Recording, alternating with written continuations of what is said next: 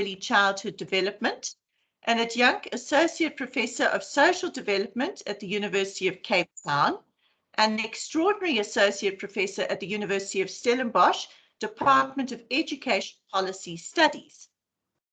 I got to know Eric in 2018, when the two of us decided to collaborate on what felt like a monster proposal in the Eastern Cape. I'm pleased to say that we not only succeeded in landing the funding, but have continued to work collaboratively with great success. Eric is, for me, a man of great humility, who is not interested in titles or accolades, and most of all, is not afraid to walk where others fear to tread. With this, he has raised his voice in the media, launched an ECD advocacy campaign, rattled the government cage, and inspired many to follow him. So, without further ado, I hand over to Professor Atmore. Thank you. Julietta, Professor Harrison, good morning, and thank you for the opportunity. I do want to make a comment about yesterday, though. What we're in is an experimental phase, and it worked superbly well. Yes, there were hitches, but under your leadership and with Dr. Sheikh, with my colleagues, Michaela Ashley Cooper and Najwa Mukadam, you pulled it off. So congratulations on that. Thank you, Prof. And then before we start, we cannot ignore what's happening in our country. Yesterday, yourself, Professor Ibrahim, and Dr. Sheikh, and many others, all commented on what's happening around the country, the unrest, the looting, and the criminality. And we all just hope that the authorities bring it to an end as soon as possible. Already 72 lives have been lost and billions of rand in goods and services have been destroyed. The ECD sector has not been unaffected. And we need to think of our colleagues at TREE, a large non-profit in Durban. They have not only been looted, but two of their vehicles have been stolen, and the one was found basically beyond repair. So Ruby Matuhong, I think you are on this conference. We are thinking of you, and we hope that we get through this as soon as possible. I've got 20 minutes, and I want to make a few comments and then take some comments at the end, not necessarily questions, but just comments on the state of play of early childhood development at the moment. I'm going to talk in two parts, pre-1994, very, very briefly, and then post-1994, and particularly with the period we're in now, the COVID period. And the question that must be on our minds the whole day and going into the future is, what must we do to put young children first? So let's look at where we are. Early childhood development as a phase in the life cycle has gained traction in years. You know, people are talking about it all over the world.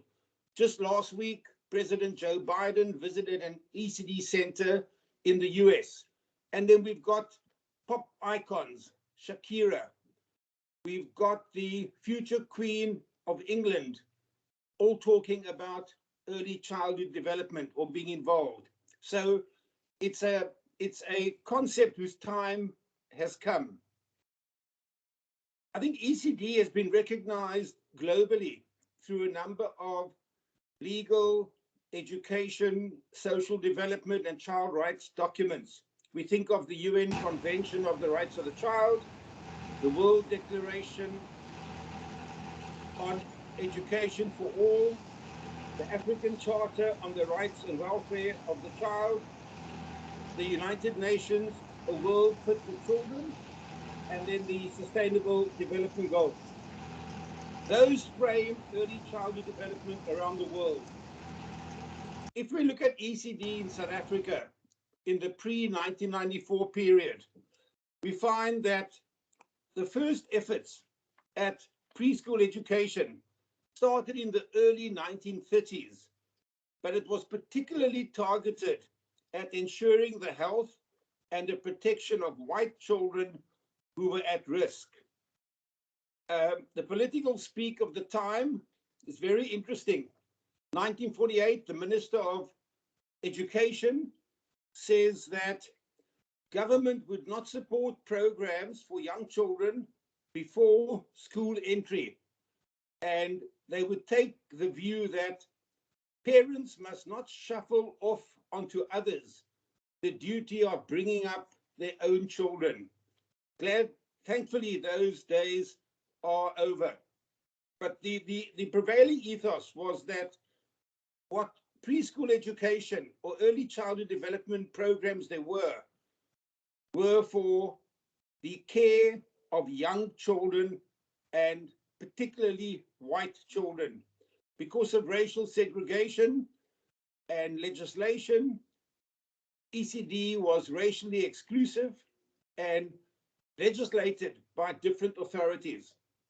By the mid-1980s, programs could be described as based on race and for the white community predominantly.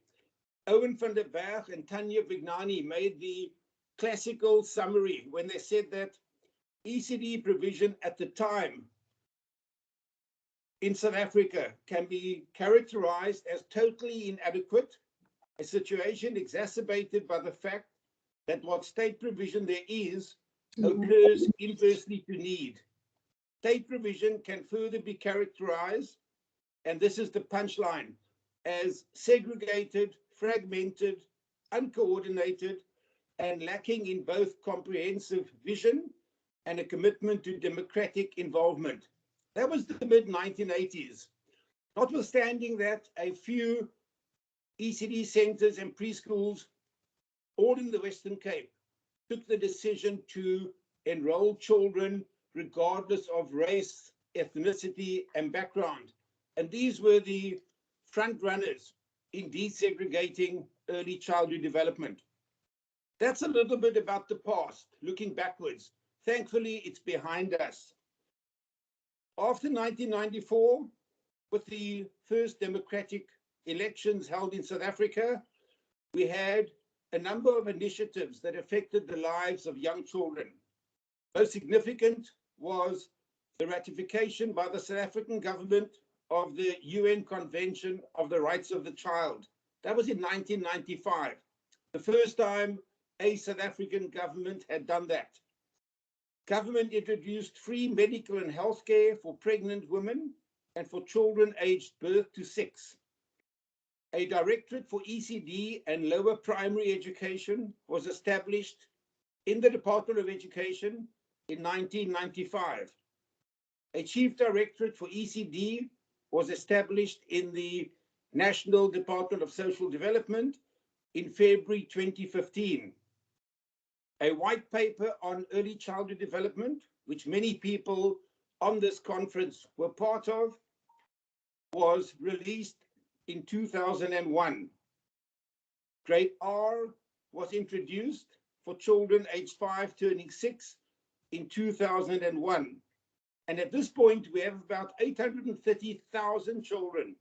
That's about 80% of that cohort in a grade R class. Yes, we know that the quality is not always the best, but it's been a huge success as a large-scale government program. We've got a Children's Act with chapters on partial care facilities and ECD programs. In December 2015, the Cabinet approved the National Integrated ECD Policy, and the child support grant, as at today, provides a subsidy of 460 Rand per child per month, and about 13 million children are beneficiaries. So following April 1994, there have been successes, and we have begun to overhaul our education policy and legislation and our education system.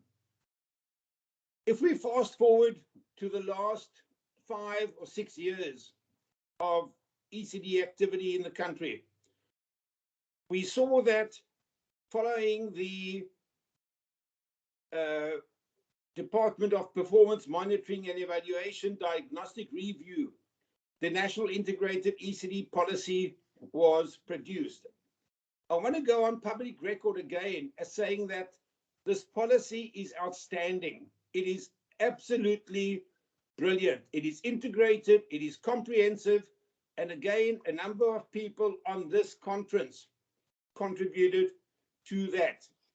There are, however, substantial weaknesses, which I will allude to in a few minutes.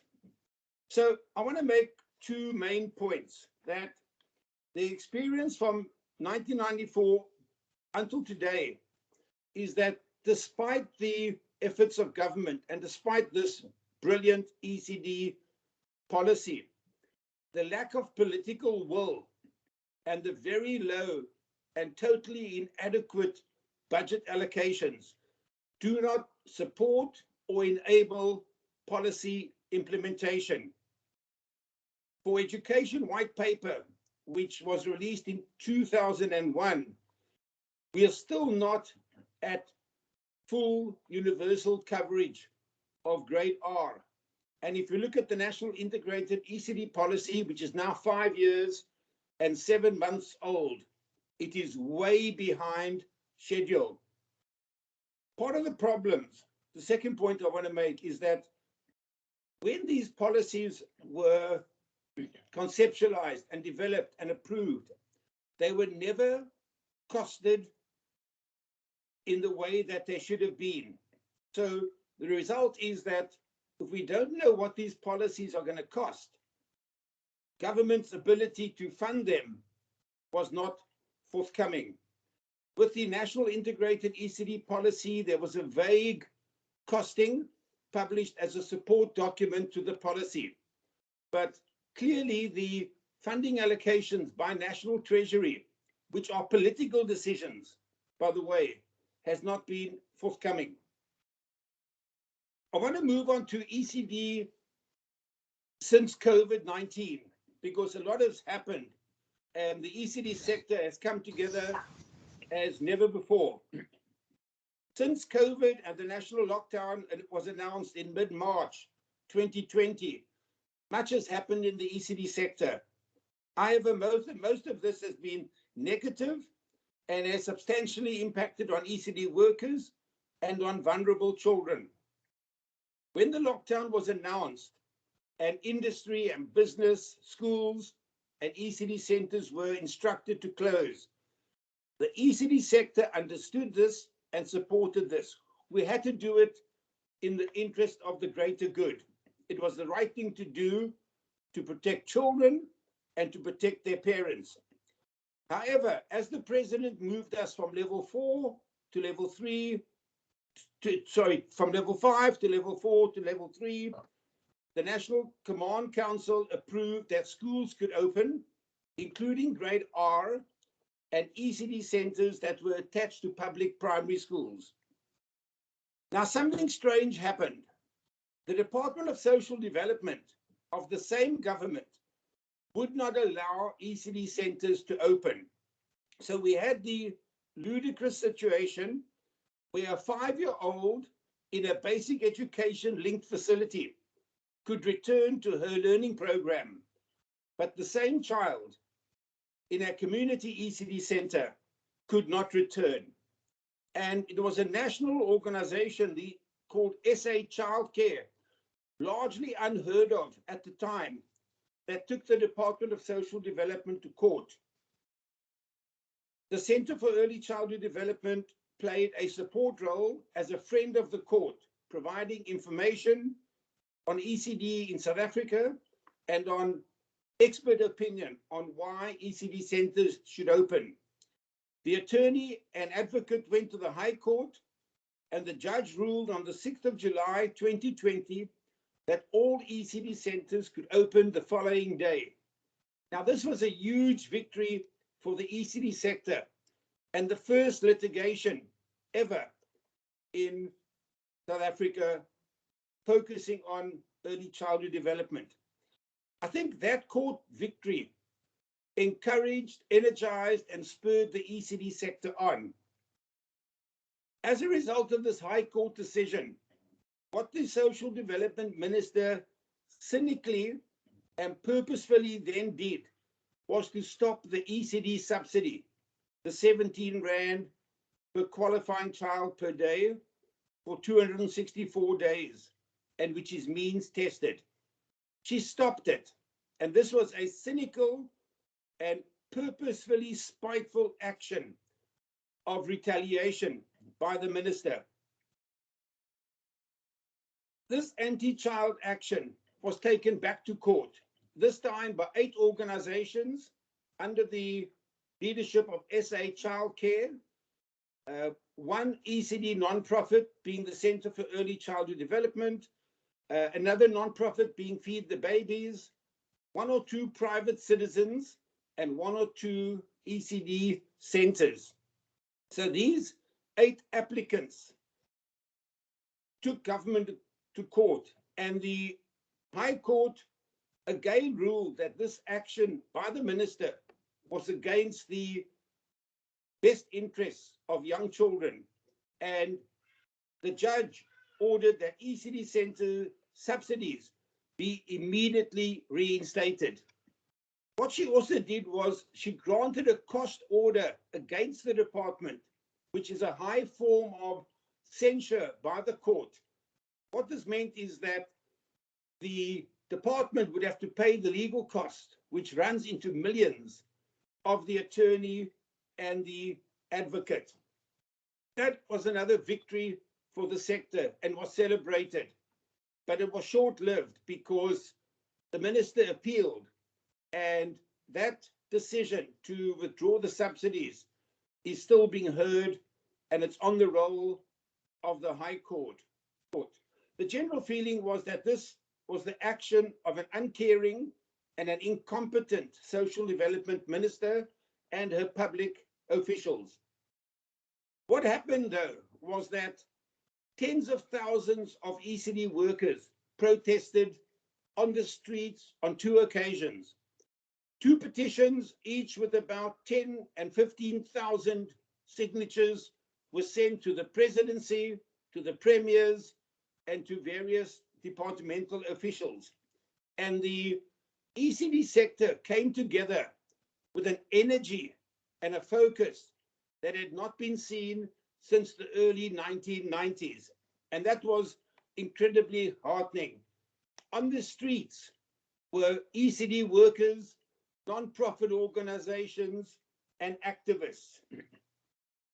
The next big occurrence in the ECD sector was the announcement by the president in October 2020 that 1.3 billion Rand would be set aside for early childhood development as part of the government stimulus package. The sector was elated by this. It is something which had been fought for many months.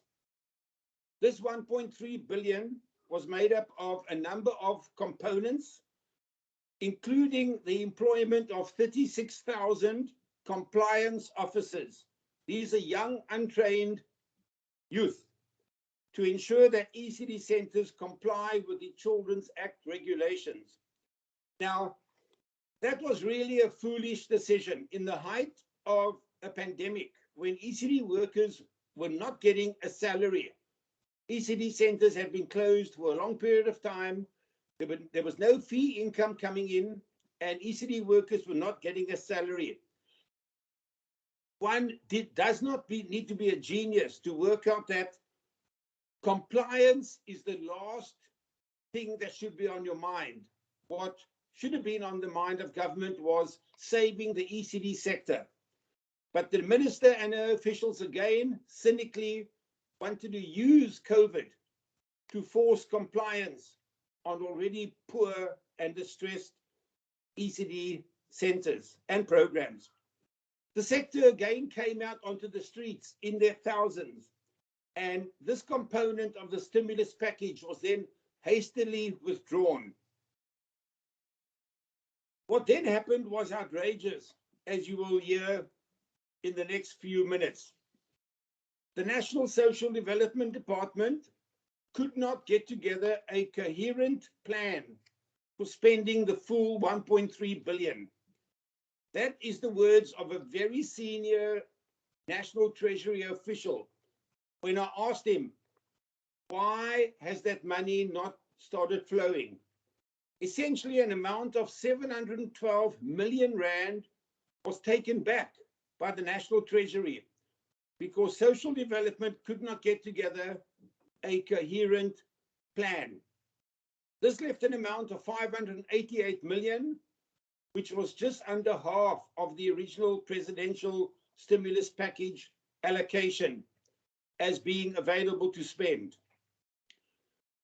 Of the 588 million, 496 million was allocated to be spent on salary support for 110,000 ECD workers. To access this 496 million, a convoluted, bureaucratic, and highly technical system was put in place by the Department of Social Development and its advisors.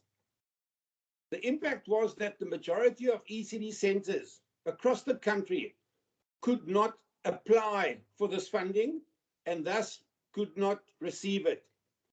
To date, our information is that less than 100 million has been spent out of the 496 million, and that's about 20%.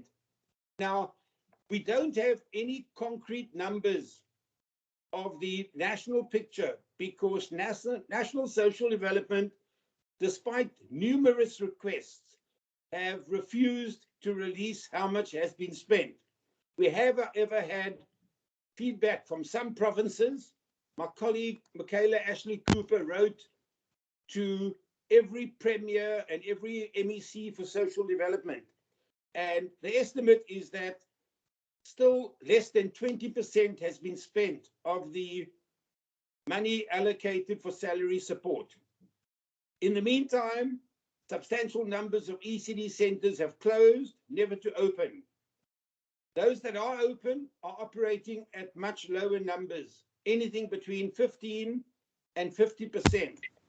And this has had a huge impact on the financial viability of the ECD sector. The situation gets worse for the ECD workforce when one starts thinking or talking about vaccination.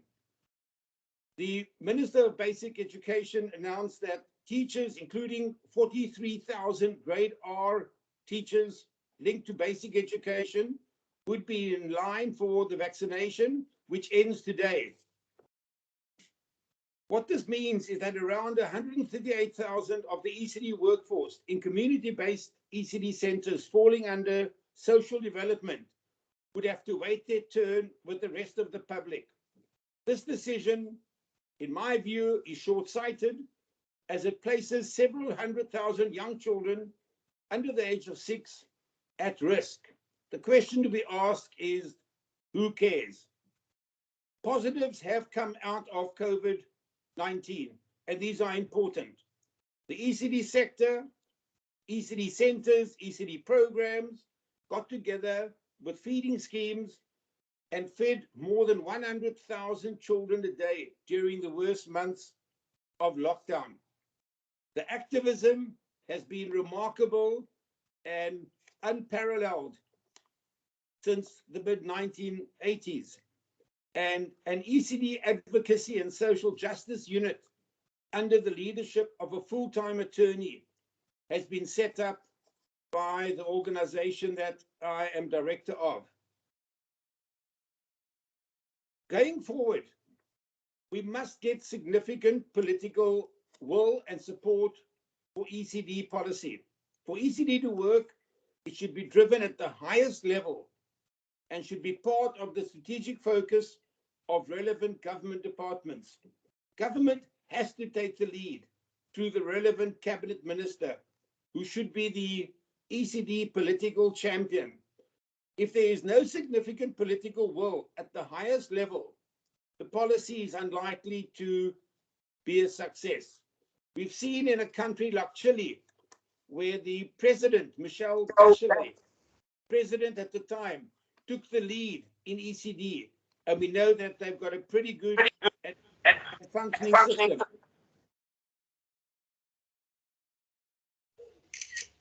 Supporting the political champion should be committed and competent public officials capable of implementing ECD policy fully and speedily. And then National Treasury must make the funds available for ECD policy to be implemented. Without that funding, we cannot implement. In conclusion, if we do not get ECD policy and programming right, then the lives of millions of young children in South Africa will be adversely affected. They will begin formal schooling poorly, and whilst they are in formal schooling and into adulthood, they will not succeed.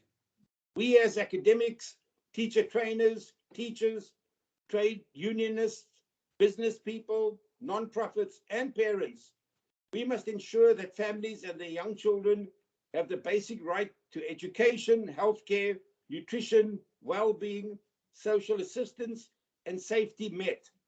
This is all very simple. It's in our founding constitution. I would implore everybody on this conference to be an activist. As the late Oliver Tambo said, a nation, a country that does not value its children does not deserve its future. The question is, do we deserve our future? Thank you.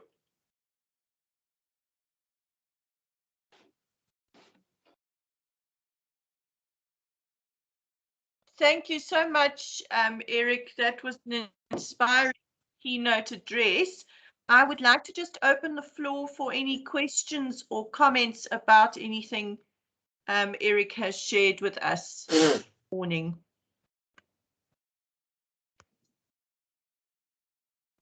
Okay, Hasina has a comment for us.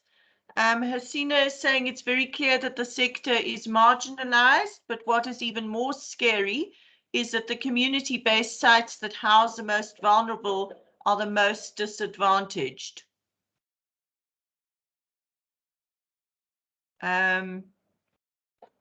Just scrolling through to see if there are any other. There is another comment here from Hasina just saying that she remembers the shuffling statement to deflect government attention, and she appreciates the good historical moments that you're highlighting, Eric. Ruby is thanking you for your words of comfort. Not seeing any questions at this stage. Michaela has put Eric's email address there for anybody who wants to send him some questions or comments.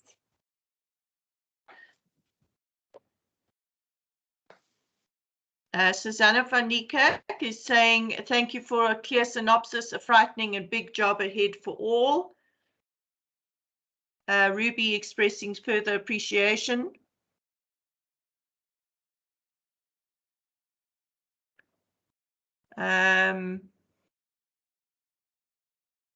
Then, all right, we have a first question here, Eric. Any campaigns currently going on to get practitioners vaccinated? Julietta, the first thing, if you want to get vaccinated, is make sure that you're over 60.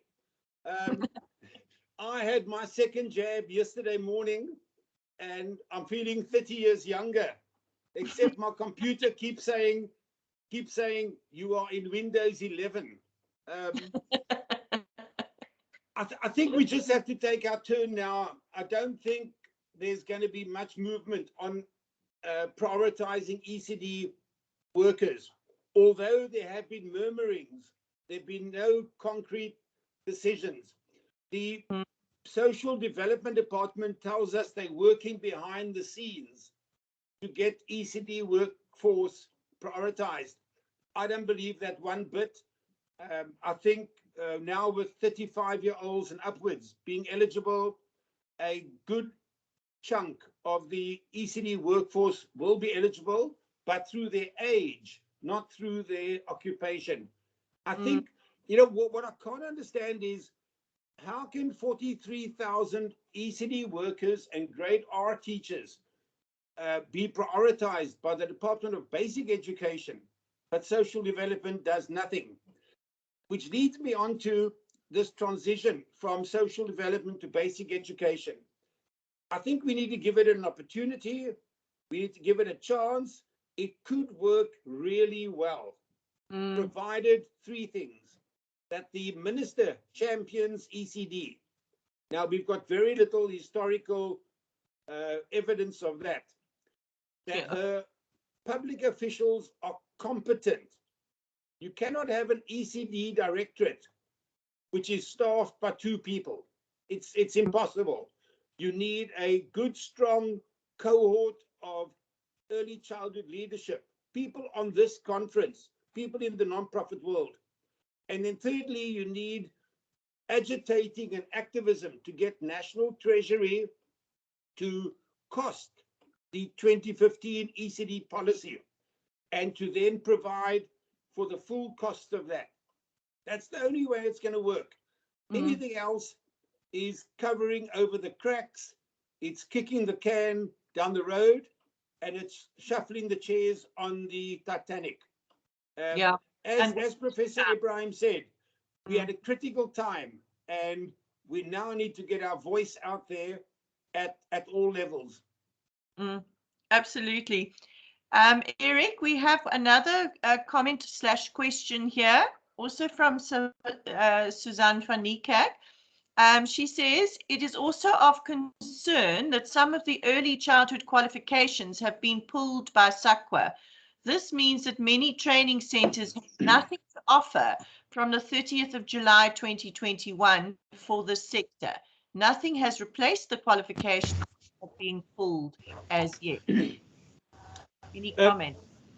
Julieta, that's 100% correct. My question is, where is the ECD sector in those forums? We've got this thing called the Intersectoral Forum. We've got various interdepartmental committees. ECD workers and ECD nonprofits and academics sit on SAQA and they sit on the ETDP CETA. Why are they not opening their voice? And I think it's because there's not a coherent activism in the country.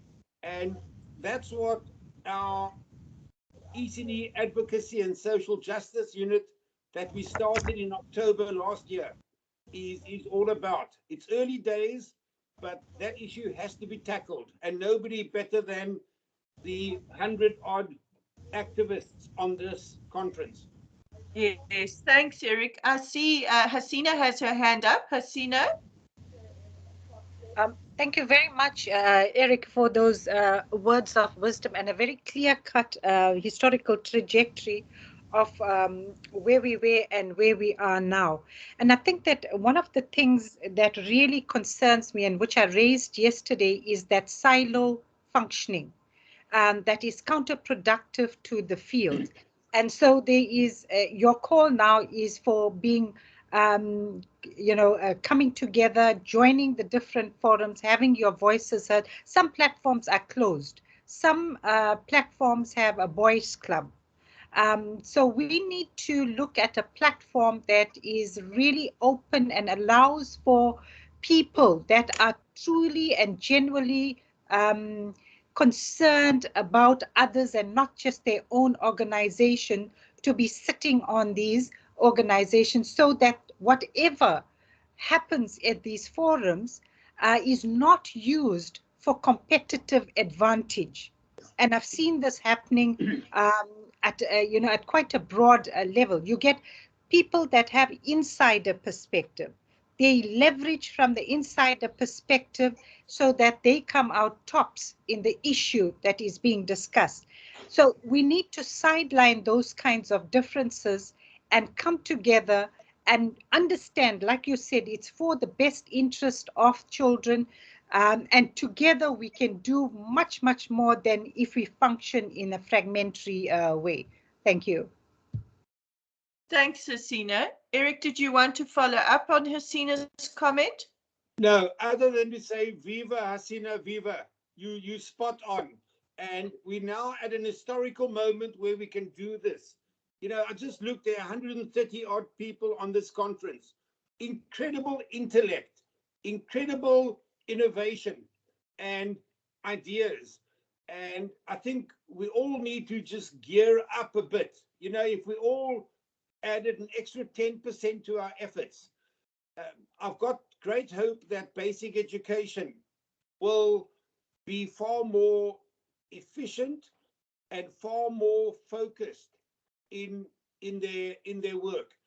We haven't had a good social development minister since Zola Squia in the 1990s, and we need to support and make it work, because if it doesn't, the future is too ghastly to contemplate. Yeah, yeah. Thank you, Eric. Any final comments for Eric? Just a few notes of thanks coming through for you, Eric, from the colleagues. Marky Korcha saying thank you for an enlightening presentation. Well said, Hasina. Together we can conquer and achieve much. I think that's a lovely note to end your keynote session on. Eric, thank you so much. As I said in my welcome, you inspire people to follow you, whether you like it or not. Thank you, Professor Harrison. And really, you've pulled a rabbit out the hat with this conference. In ordinary circumstances, it should not be happening. But you've overcome the technology. You've put together an incredible program yourself, Dr. Sheikh, Professor Ibrahim, and your board. And I think we're in good hands. And we must just go forward. And like the Nike motto tells us, just do it. Just do it. Absolutely. Thank you so much, Prof. Thank you, colleagues. See you in the next session. Take care. Bye-bye.